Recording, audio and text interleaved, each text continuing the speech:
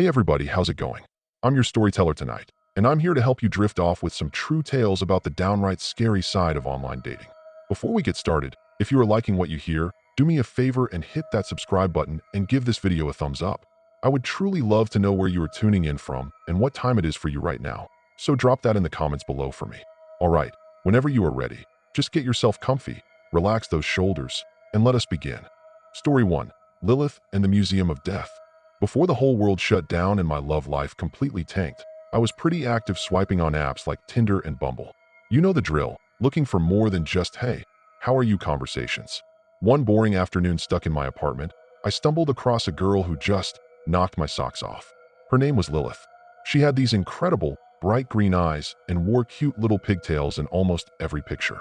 On top of that, she had an amazing backside she was absolutely not shy about showing off. Plus, she had this whole dark, Gothic look that pulled me in, strange as that sounds. Definitely not the type I would bring home to meet mom and dad. But hey, that was not exactly what I was hunting for while swiping. So, naturally, I swiped right. Boom. Instant match. I actually said "no way" out loud when I saw that notification pop up. Honestly figured it was a fake profile or a robot at first. But nope, turned out she was real as rain. Chatting with her was a blast at first, but things took a sharp left turn when we finally met up face to face. Lilith worked at a coffee shop over at the Giddy Center.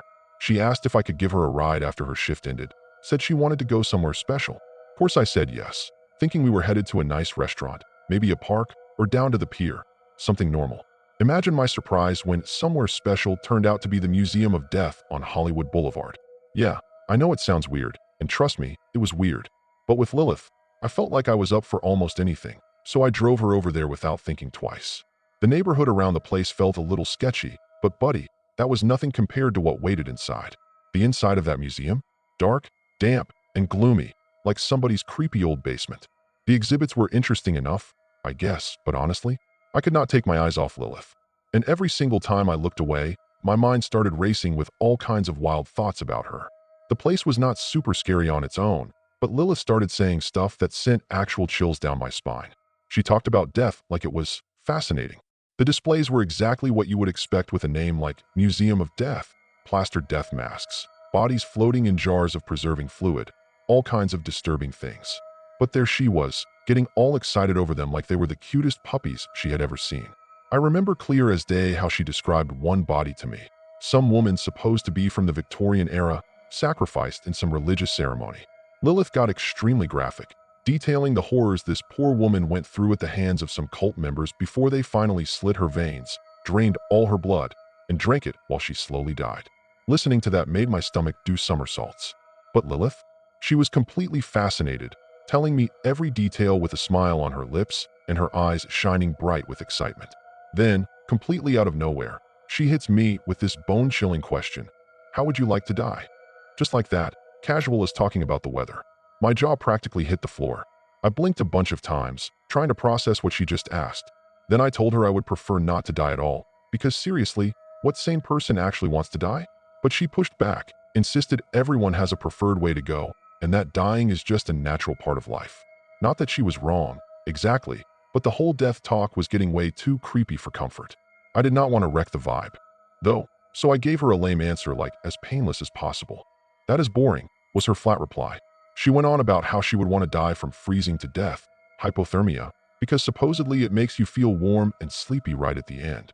Then she kept going, talking about how some people rip their clothes off before dying in the snow and just lie there hallucinating. Honestly, I was speechless. And as if that was not enough, she started philosophizing about what it would feel like to take someone's life. She said the rush of power you get in that moment is better than any kind of pleasure, better than sex even, pure ecstasy, and something she would love to experience someday. I was stunned stupid. Just when I thought this conversation could not possibly get any worse, Lilith started describing how incredibly exciting it would be to see me at the bottom of a swimming pool, surrounded by people, buck naked, desperately clawing my way to the surface. I swear, I could not breathe. Right then, I knew two things for absolute certain. One, I was never, ever getting into a swimming pool with this woman, no matter how badly I wanted to see that incredible backside in a bikini. And two, this girl had some serious screws loose. Suddenly, she was talking about ancient Vikings who supposedly skinned people to make wings out of their skin, describing it like it was beautiful art. Yeah, That conversation did not make me feel any better. But apparently with Lilith, there was no bottom to the creepy barrel, because after finishing that dark, disturbing monologue, she started calling me pet and saying things like how she would love to have me chained to her bed and take me for walks with a leash around my neck. Okay, look, I have done some wild stuff in my life, and with another girl maybe that would sound daring and hot. But knowing what I had just heard, it just made me feel anxious and disturbed. But the real kicker? When our bizarre date finally ended and I was about to drop her off at her place, she asked me to pull over a few blocks away. "I am staying here," she said. "I am sorry, but I do not want you to know where I live. It is nothing personal, but you have got to be extra careful these days with all the psychopaths on dating apps. You never know." I was absolutely speechless. Yeah, the lady who just spent an hour detailing how she would like me to die, or how she wants to kill someone, tells me to be careful of psychopaths. Sounds like a bad joke, but it happened. Obviously, the second I got home, I blocked her number and her Tinder profile. I swear to God, I have never been so terrified of another person, especially not some girl I was hoping to hook up with. That experience? It sealed the deal. Dating apps are definitely not for me. Story 2. The AI Catfish and the Kidnapping. I never was a big fan of those dating apps anyway. The whole thing always felt kinda weird and disconnected to me. But what happened a couple of years back? It hammered it home that those apps are absolutely not my scene. I remember it like it was yesterday. I had just gotten out of a relationship, but honestly, I was not torn up about it. Felt free, actually, ready to meet new people. That is when my buddy Jonah decided to help me out. He convinced me to set up a Tinder profile. I thought, why not? So after getting my profile squared away, I started flipping through pictures of some really pretty girls. Smack dab in the middle of my browsing, I come across a knockout named Amy. Golden blonde hair, eyes blue like the ocean, and a body that was just spectacular. But even though she looked amazing, something felt off. Her stare seemed distant, way off somewhere else, and her smile? It looked fake, plastic almost. But come on, who could resist a girl that beautiful? Go talk to her, man. Jonah egged me on. I was nervous, but finally sent her a message. To my shock, she wrote back almost instantly. So we started chatting. What began as simple back-and-forth messages turned into flirting pretty quick, then got a little more suggestive. After a bit, Amy suggested we meet up in person. This is getting serious, I thought. Told Jonah it was a golden opportunity. She picked a bar way out on the edge of town, not the fancy restaurant I had pictured. But in the end, I was kinda glad. Saving a few bucks never hurts. I got to the bar and honestly, it was a strange joint. Pretty much only truckers and ladies of the night were there. Felt weird. When I walked in, everybody gave me the side eye. To top it off, I started worrying Amy was running late. I killed time texting her, but got nothing back. Just as I was thinking about bailing on this awful place, she finally showed up. "Sorry I am late. Crazy traffic," she said, sliding into the booth. Her excuse struck me as odd. Traffic in El Paso is not usually that bad, but I brushed it off. What really floored me was that although she had blonde hair, she looked totally different from her photos. This girl had dark hair, looked Hispanic, while the Amy in the pictures was clearly white. Alarm bells started clanging in my head. Was I getting catfished? Trying not to be rude, I said. "You look a little different from your pictures." "Oh, you noticed?" she replied, then added she was not feeling well. I almost called to cancel, but I did not want to disappoint you, she said. "Well, I hope you are feeling better now," I said, trying to be nice. That is when she excused herself to go to the restroom. I took the chance to check her profile again. Horror washed over me. Something was seriously wrong. Some photos showed Amy with more than 5 fingers on one hand, and other details were just plain strange, clearly not real. Without hesitating, I called Jonah. "Dude, this is messed up. I am with this girl. She looks nothing like her Tinder pictures. The photos are really bizarre. I think I am being scammed." "Send me the pictures," he said. I sent them over. He wrote back fast. "That is not Photoshop, man. Those pictures are not real. They are artificial intelligence generated." "What? What do I do now?" I asked, panic rising. "Get out of there, man. This is a setup. Get out now." I did not think twice. I grabbed my stuff and bolted for the exit. As I was pushing through the door, I heard her call my name. I was tempted to turn around, but I did not. I just kept walking, ignoring her.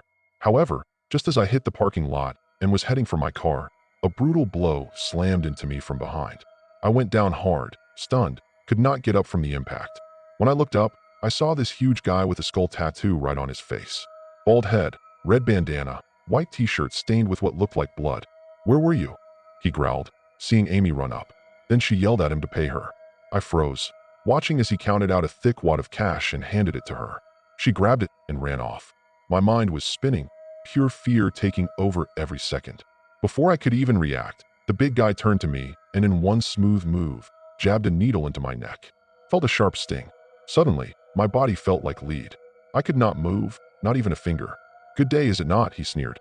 "Your ransom is going to bring in a pretty penny." He grinned this awful grin as he shoved me into the front seat of his van. Adrenaline and panic flooded my system, but I was helpless, completely paralyzed, trapped inside my own useless body. The guy started the engine and peeled out, heading straight for the border. My heart was pounding so loud I could hear it in my ears. The reality of what was happening hit me like a ton of bricks. I had walked right into a trap. As he drove, I tried to scream, but nothing came out. Minutes felt like hours.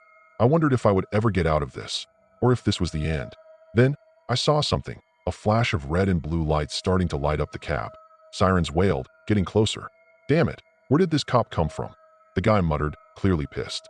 The officer approached our window and instantly knew something was wrong. Right then, I made a superhuman effort and managed to whisper one word: "Help." Hearing my voice, the cop did not hesitate. "Get out of the car, now," he shouted, gun pointed right at the guy beside me. The guy in the red bandana panicked. He slammed his foot on the gas and tore off down the highway. Chaos erupted. It turned into a full-blown police chase. As the guy sped down the highway, trying to shake the cops, I made a desperate move. Using his distraction, I wrenched the door open and threw myself out of the moving car, crashing onto the pavement. My body felt broken, every bone ached, but I was alive and free from that psycho. I crawled, best I could, towards a safer spot while the cops chased the guy down. Not long after, I heard sirens coming my way. The police caught the guy. As they wrestled him down, I understood the full scope of what was going on. This guy and his crew had been using dating apps to lure in guys like me, regular dudes just looking to meet someone. The plan was simple: trap us, then demand ransom money. The officers took me to the station to file a report. As I told them what happened, I was still woozy from whatever he had injected me with. I realized fast that Amy, the girl I had been chatting with, never existed. She was just bait, a fake profile made to lure in unsuspecting guys. My Tinder debut turned into a nightmare. The detectives dug deeper into the case. I never saw the guy who injected me again, and nothing more was ever heard about Amy, though they assured me they would do everything to catch her. Deep down, I knew they probably would not. After that, I deleted my Tinder account for good. Never looked back. These days, I stick to meeting people the old-fashioned way, and I always bring a buddy along, just in case. I never, ever fully trust anyone's online photos. Story 3. Steve the Stalker. Have you ever tried your luck on a dating app? My friends have had pretty good results. Some are even in serious relationships now. Me? Well, my experience was the total opposite. I have been on dates with a bunch of different guys. Some were okay, but most were so boring I could have fallen asleep right at the table. Honestly, my dates usually felt like contests of awkward silence. Or worse, the guy could not stop talking about himself. Needless to say, second dates were rare. But all those lousy dates? They were a walk in the park compared to my date from absolute hell. I am talking about the night I met a straight-up psychopath. It all started on an app called Happen. I used a few apps, but Happen was my favorite because it connects you with people you have actually passed by on the street. That is how I met this guy named Steve. He seemed nice enough, told me we shared a passion for movies and action shows. It started out cool and pleasant. Even though he seemed alright, I was surprised by how pushy he was. Steve wanted me to come over to his place that same night to watch a movie together. Normally, I would have said no, but another guy had stood me up earlier that day, typical, and I was still kind of mad about it. So, for some stupid reason, I decided to say yes. Before I left, though, I sent my location to my family. Always good to have a backup plan, right? I finally got to his apartment in an Uber. Gotta say, at first it was fine.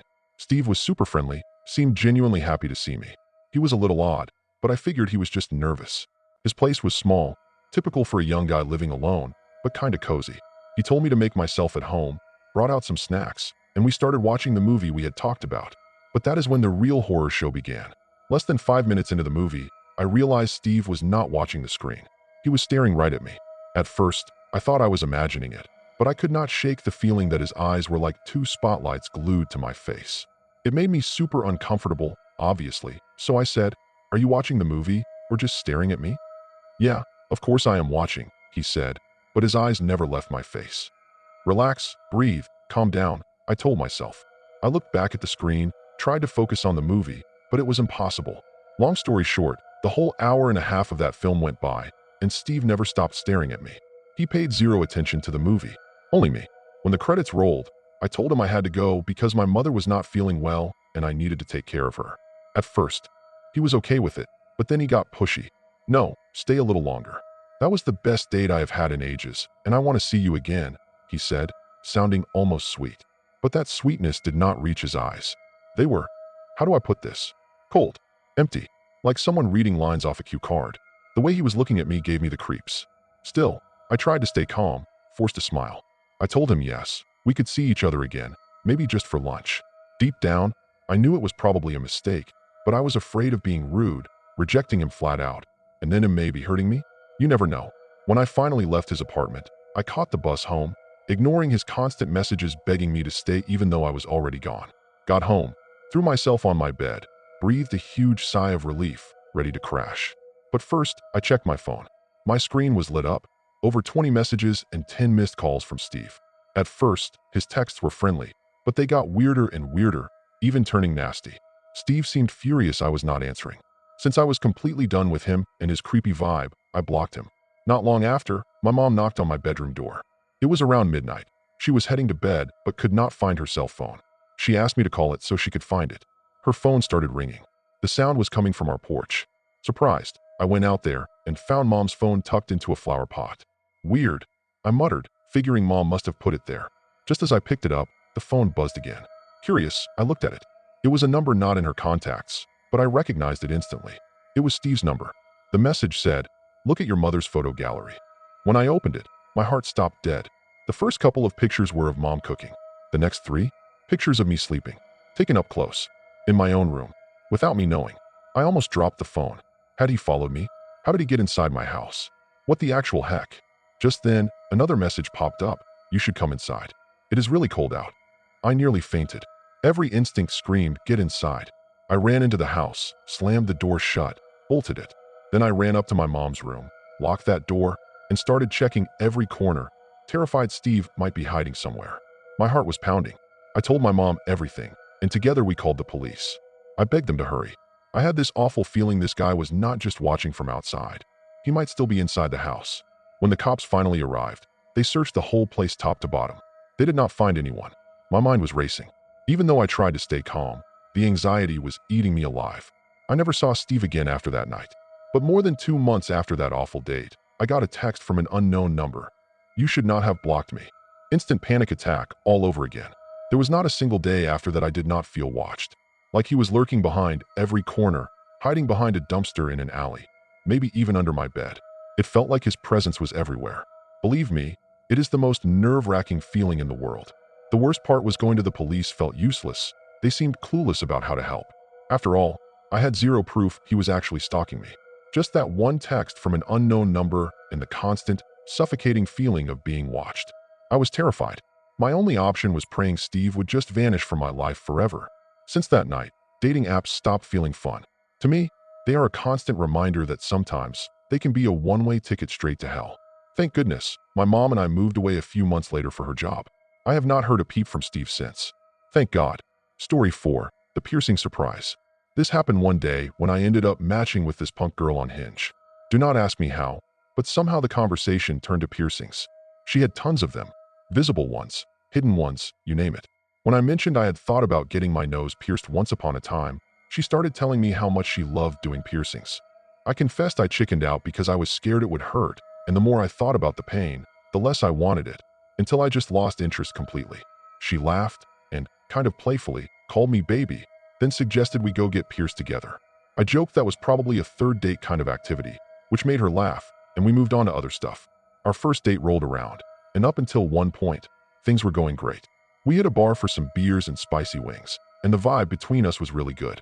Suddenly, she tells me she has a surprise for me. I got excited, had no clue what it could be, thought maybe she brought me a little gift or something. She said I had to wait to find out, which just ramped up the anticipation. I never could have guessed what it really was. Like I said, she had that punk style. That day, she was wearing a ripped-up denim jacket covered in safety pins. When we finally left the bar, she grabbed one of those pins, and before I could even ask what she was doing, she shoved it sharp and hard through both sides of her own nostrils. "Does not hurt at all," she declared, as blood started pouring out of her nose. I was stunned. "See, now you have no excuse," she said, completely ignoring my total disbelief. It was like something straight out of a horror movie. I went from haha No thanks to trying to physically get away from her. Picture the scene. Me trying to stop her from jabbing that sharp metal into my face, her screaming like she was the one being attacked while trying to stab me with the pin. Instantly, a small crowd gathered around us. I started realizing a lot of them thought I had hurt her, that I was the reason she was bleeding. Important to say, despite the chaos, I never hit her hard. I was just trying to push her hands away, keep her from touching me with that sharp thing. Because even though it started as a joke, I had zero idea how it could end. But who on earth would understand that someone wants to pierce their own face in the middle of a date? While some people in the crowd looked worried for her, others got aggressive and started yelling at me.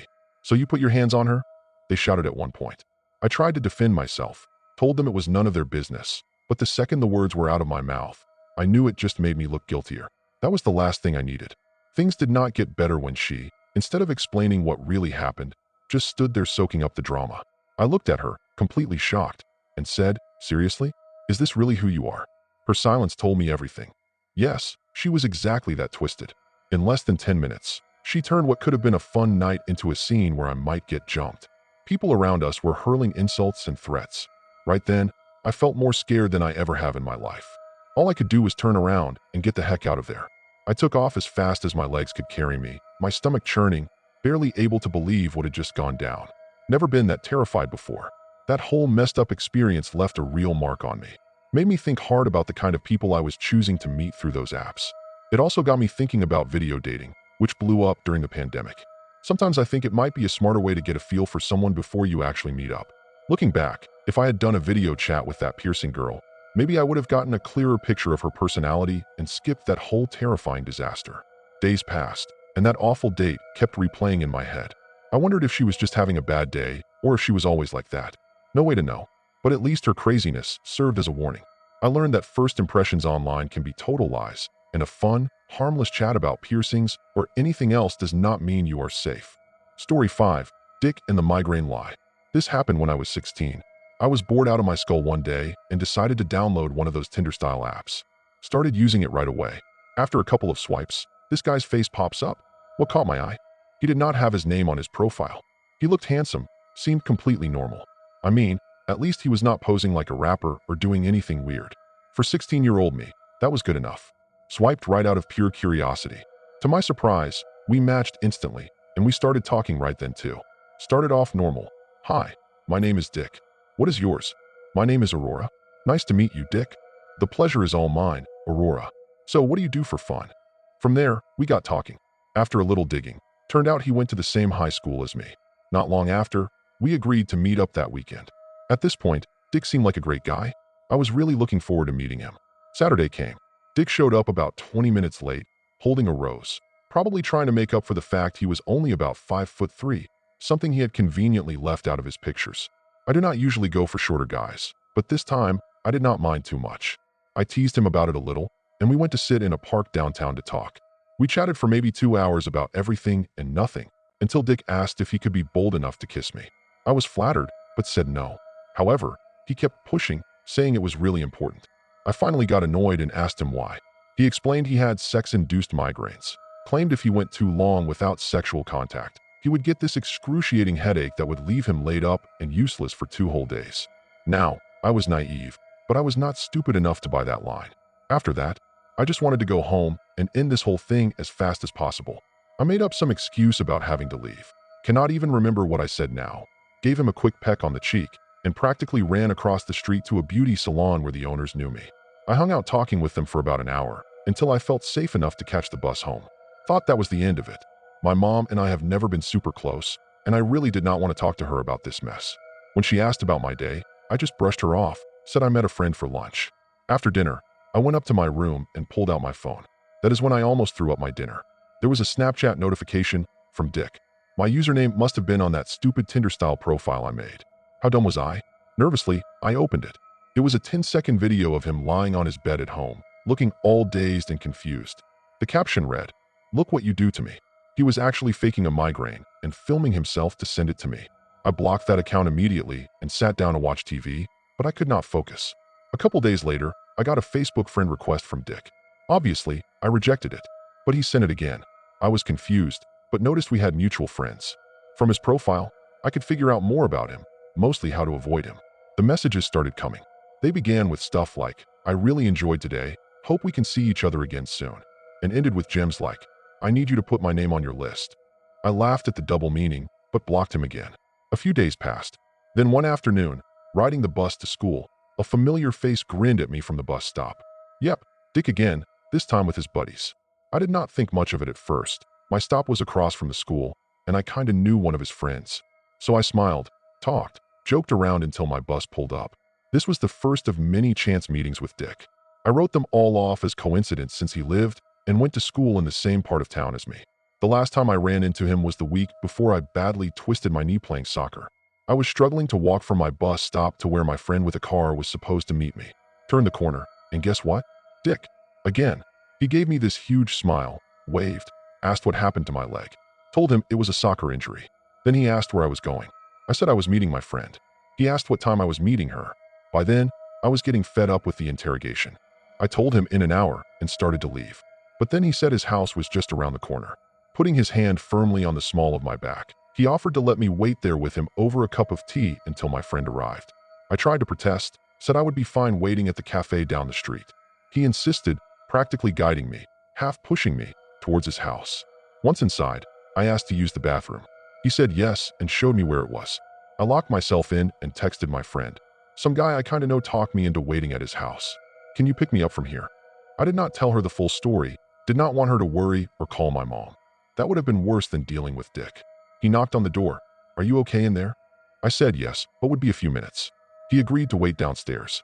When I came out, I went down to find Dick lying completely still on the living room floor. I panicked, thinking something happened to him. Went to check his pulse. As I bent down, his hand shot out and grabbed my chest through my shirt. He croaked weakly. I need you. Insert my name. Sit me up. My eyes went wide. I had not noticed before, but his pants were unbuttoned, and he was, well, touching himself while staring right at me. I was terrified. Slapped his hand away, tried to stand up to get him water. I need you to insert my name. Sit me up. I saw it then, what he was doing. Scared to death, I bolted back upstairs.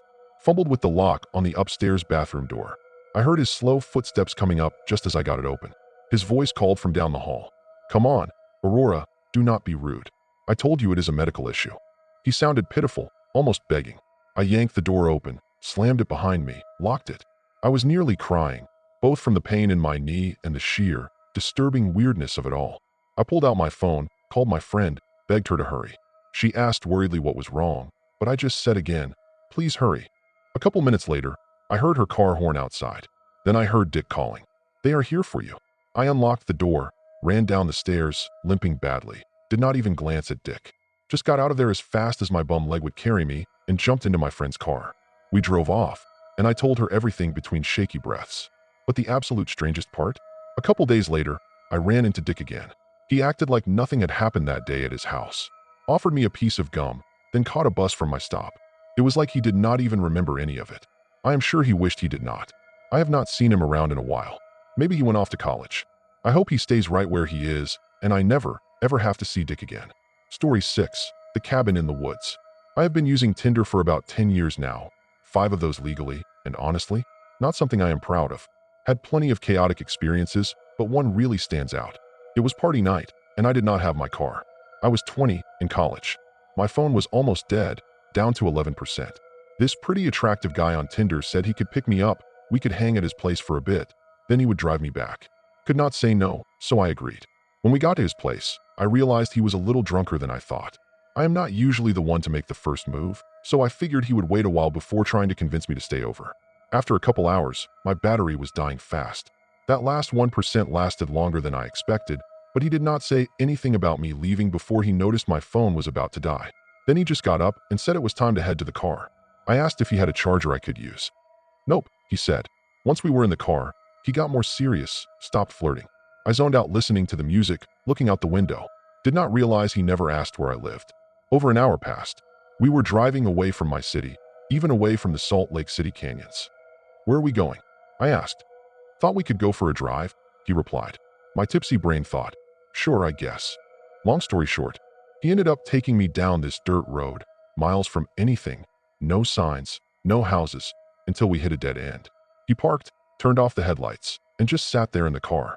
That is when the fear really hit me as the fog started to clear. I told him I had probably had too much to drink, that I needed to get home. He just sat there, staring into the woods. Then his tone shifted. He asked me if I liked the dark side, implying we were alike. I said yes, but I meant normal stuff, nothing extreme. He started sounding annoyed, his comments less careful, like he was tired of pretending. He talked about how some people get off on pain, mentioned how the more you hit someone, the more they get used to it, like it makes them stronger.